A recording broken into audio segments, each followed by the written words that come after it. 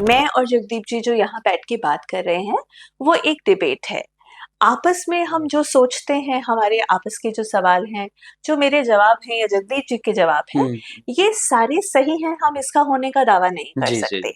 हमारा सिर्फ मोटिव ये है कि जितनी जान-साधारण है, उसके बीच में एक क्रिएटिव थिंकिंग, एक क्रिटिकल थिंकिंग पैदा हो जी। और वो इन मुद्दों में अपने लिए सही क्या है, वो सोच सकें। तो कहीं से भी अगर आपको लगता है कि आप हमारी जो धारणाएँ हैं, उनके साथ सरोकार नहीं रखते, तो प्लीज़ आप हमें माफ़ कीजिए और जो आप बेटर अपने लिए सोचते हैं, अपने लिए बेस्ट सोचें और बेस्ट अपने लिए कीजिए। नमस्कार, हरिभूमि टीवी के इस खास प्रोग्राम में आपका स्वागत है। सेक्स एजुकेशन का ये 11वां एपिसोड है। एक बार फिर से हमारे साथ है डॉक्टर आरती साहू जी। नमस्कार जी डॉक्टर साहब। नमस्कार जी। और पहले की ही तरह आज फिर से डॉक्टर आरती साहू से रिक्वेस्ट रहेगी कि आज किस टॉपिक के बारे में हम बात करेंगे। मैम आप थोड़ा सा इंट्रोड्यूस कर बिल्कुल। दें। सबसे पहले तो जी। जगदीप जी, ये सफ़र मेरे लिए भी बहुत एक खूबसूरत सफ़र है, जी। क्योंकि ना मुझे इसमें जो मुझे आता है बताने का मौका मिल रहा है, बल्कि बहुत सारी नई-नई चीज़ें पढ़ने का, सीखने का भी मौका मिल रहा है। जी। तो इस अपॉर्च्युनिटी के लिए सबसे पहले आपका धन्यवाद। वेल तो आज हम जिस टॉपिक पर बात करेंगे, जो हम प्राइमरी बात कर रहे हैं, सेक्स एजुकेशन। सेक्स का पर्पस क्या है? जी। कोई ऐसी नई चीज़ नहीं है, पर फिर भी हम जो भी लाइफ में काम करते हैं, जी। उसको लेके हमारी क्या पर्पस है, क्या गोल है, वो हमें बिल्कुल क्लियर होना चाहिए, ताकि जिस भी एक्ट में हम एंगेज कर रहे हैं, उसकी गरिमा हम बनाए रखें और उसका हम पूरा लाभ उठा सकें। तो अब मैं आज आपसे सवाल पूछती हूँ, आपके हिसाब से सेक्स का क्या पर्पस है लाइफ में? मेरे हिसाब से तो प्रजनन है मैम, कि लाइफ साइकिल को आगे बढ़ाने का। बिल्कुल, बिल्कुल। जी। तो हम यहीं से शुरू करते हैं। जी। सबसे इम्पोर्टेंट और सबसे प्राइमरी जो फंक्शन है, कोई भी 2 कपल हैं, उनके बीच में प्रोक्रिएशन, प्रजनन का जी। फंक्शन है। और आप ये देखिए कितना खूबसूरत है कि एक स्त्री और पुरुष के मिलन से एक नई जान क्रिएशन संसार में क्रिएशन होती है और उत्पत्ति होती है। जी। तो सबसे इम्पोर्टेंट फंक्शन जो है, वो प्रजनन या प्रोक्रिएशन ही हम कहेंगे। जी। अब आप देखिए, मैं इसमें बहुत सारे हमारे सेक्स एजुकेटर्स हैं, पर मेरा थोड़ा-सा अध्यात्म की तरफ रुझान अधिक है, जी। तो मैं इसके साथ अध्यात्म को भी जोड़ूँगी। ठीक है? जब 2 लोग मिलते हैं और उनके बीच में सेक्सुअल ऊर्जा या सेक्सुअल एनर्जी आती है, तो वहीं से क्रिएशन शुरू होता है। हमने जैसे शिव-पार्वती की भी बात की थी कि शिव और शक्ति के मिलन से ही सारी प्रकृति का निर्माण है। जी। बिल्कुल वही चीज़ हमारा क्रिएशन के समय होता है। जी। तो आप ये देखिए कि कितना बड़ा आध्यात्मिक प्रोजेक्ट है कि आप स्पिरिट वर्ल्ड से एक स्पिरिट को, एक आत्मा को इस धरती पर बुला रहे हैं। तो सबसे बड़ा और गरिमामय काम जो सेक्स को लेकर है, वो प्रजनन ही है। जी। और इसके अलावा क्या हो सकता है?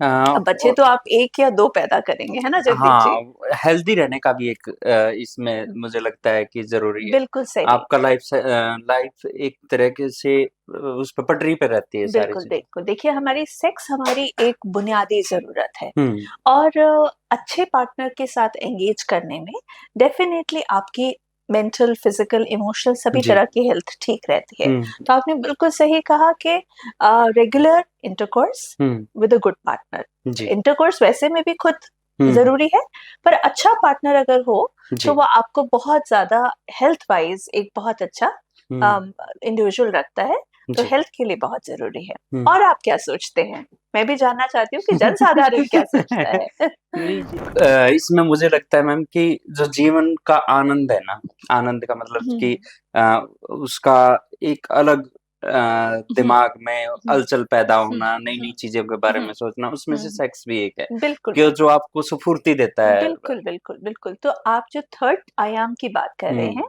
सेक्स का थर्ड पर्पस प्लेज़र है। जी। 2 लोगों के बीच में, आप एक परिवार में हैं, कितने आजकल के ज़माने में 1 बच्चा, 2 बच्चे, जी। बट इसके अलावा कपल के बीच में प्लेज़र का बहुत बड़ा सोर्स है सेक्स। और हमने बात की प्लेज़र के साथ-साथ मेंटल रिलैक्सेशन, बॉडी के लिए सारी चीज़ें अच्छी हैं। तो जैसे अच्छा खाना आप सुबह कह दें कि आज शाम को ये बनेगा, जी, जी। तो वो आपको पूरा दिन आप उसमें कितना खुश रहते हैं ना कि आज शाम को पिज़्ज़ा बनेगा या कुछ पास्ता बनेगा। इसी तरह सेक्स को लेकर भी अगर कपल के बीच में एक डेट नाइट है और सेक्स होने की संभावना है और दोनों उस मूड में हैं, तो ना तो केवल बेडरूम में, बल्कि बेडरूम के बाहर भी पूरा दिन इंसान एक हैप्पी एंटिसिपेशन में रहता है। तो प्लेज़र डेफिनिटली बहुत बड़ा एक पर्पस है सेक्स का। तो एक ये भी बहुत बड़ा पर्पस है। अब इसके अलावा आपको क्या लगता है? इसमें एक बात और याद आई डॉक्टर साहब जी, कि जी। जब ऑफिसों में इकट्ठे बैठ के लंच वगैरह होते हैं ना, तो सब्जी में थोड़ा-सा नमक ऊपर-नीचे हो हुँ। तो फिर इसका मतलब दोस्तों में एक बात होती है कि क्या पता लड़ाई हो रखी है क्या घर पे? तो रिफ्लेक्शन आ ही जाता है आपको कहीं न कहीं ना चीज़ों डेफ़िनिटली। का। तो मतलब आपके हिसाब से बेडरूम लाइफ़ का रिफ्लेक्शन आपके खाने में भी आ खाने रहा में है। भी आता है। जी, जी, बिल्कुल सही कहा आपने। इसके अलावा सेक्स का सबसे इम्पोर्टेंट एक और पर्पस जो एक कपल के बीच में है, जिसको हम कई बार नज़रअंदाज करते हैं, वो है इंटीमेसी। जी। ठीक है? तो बहुत सारे लोगों को लगता है कि सेक्स और इंटीमेसी एक ही चीज़ है, जबकि इंटीमेसी का मतलब है इन टू मी सी, मेरे अंदर झाँकना, मेरे को देख पाना, ठीक है?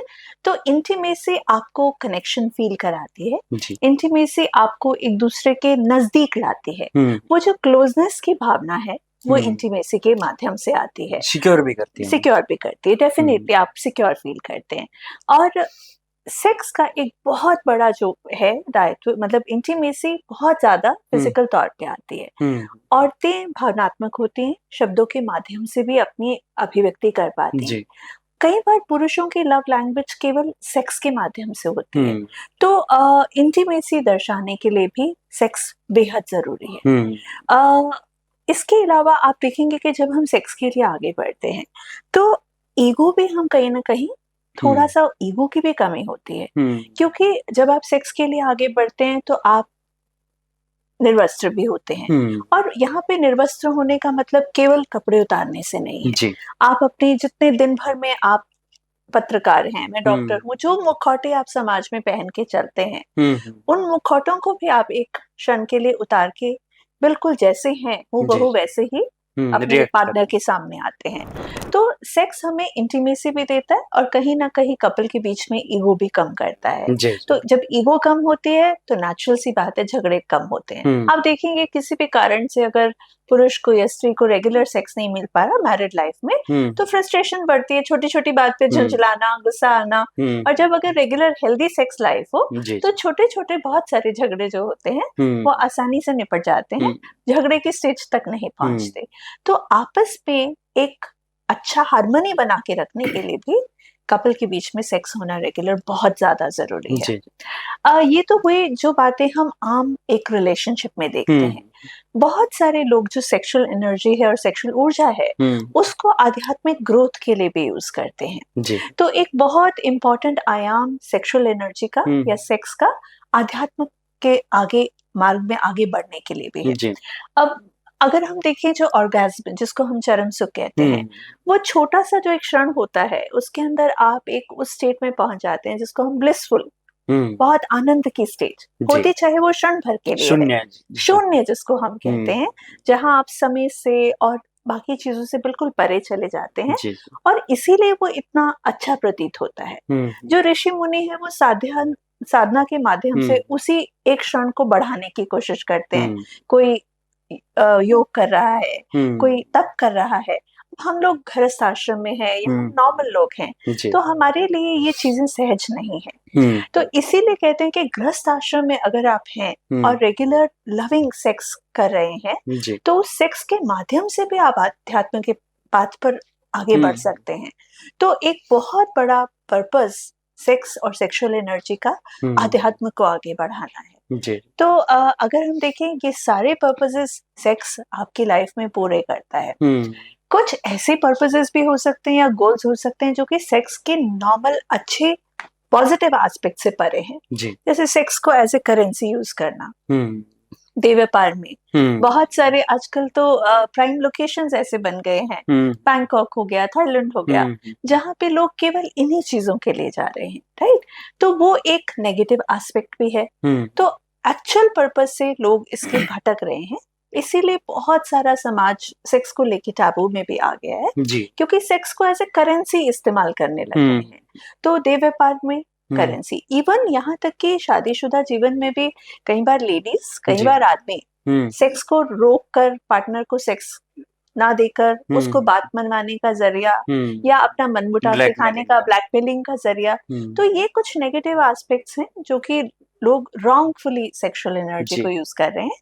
तो मुझे लगता है कि आज हम जो बात कर रहे हैं, मेन पर्पस प्रोक्रिएशन, बच्चे पैदा करना, जी। प्रजनन, उसके बाद इंटीमेसी, प्लेजर, जी। आध्यात्मिक ग्रोथ के लिए, इन्हीं पर्पसेस के लिए अगर हम सेक्स को इस्तेमाल करें तो हमारे हमारे खुद के लिए जी। और हमारे समाज के लिए बहुत अच्छा होगा।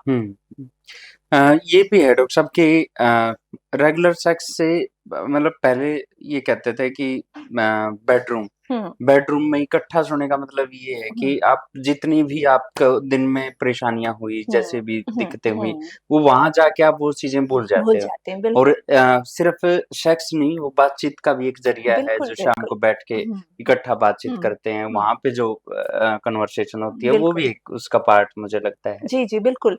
देखिए, कपल का डाउन टाइम कब है? आजकल सभी वर्किंग है, तो सारा टॉक जो होना है उसको हम पिलो टॉक कहते हैं, कि पिल्लोज पे जब सिर टिक गए और आप एक रेस्ट की अवस्था में आ गए, तब जो आप शेयरिंग है पूरे दिन की रूटीन की शेयरिंग, अपनी भावनाओं की शेयरिंग, उस रूटीन को लेके आपके एक्सपीरियंसेस की शेयरिंग, वो सारा कुछ तभी है।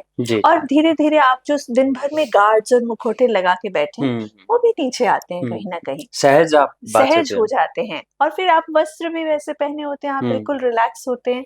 तो डेफिनेटली आप अगर इंटरकोर्स नहीं भी कर रहे, साथ बैठ के वो बात करना इंटीमेसी है, हाथ पकड़ना, और बहुत सारी चीजें हैं जो कि नॉन सेक्सुअल भी हो सकती हैं। तो वो सारे पर्पस एक बेडरूम में सॉल्व होते हैं। इसमें एक चीज और है डॉक्टर साहब कि बहुत ज्यादा मतलब जो सुनने में आता है कि दिमाग में इसके गंद भरा है, इस तरह की चीजें, क्योंकि बहुत ज्यादा लोग सेक्सुअली एक्टिव होते हैं और लाइफ पार्टनर शायद उनके नहीं होते। इसका क्या चीज है? देखिए, हर आदमी की रिक्वायरमेंट्स अलग हैं। हमने पिछले कुछ एपिसोड्स में बात भी की थी, जैसे हम ये भी एक तरह की रिक्वायरमेंट है खाने की। जैसे किसी को 4 रोटी की भूख है, किसी को 2 की है, और 2 लोग अगर एक समान ऊर्जा नहीं रखते तो डेफिनेट बात है कि कहीं ना कहीं असामंजस्य की स्थिति आएगी।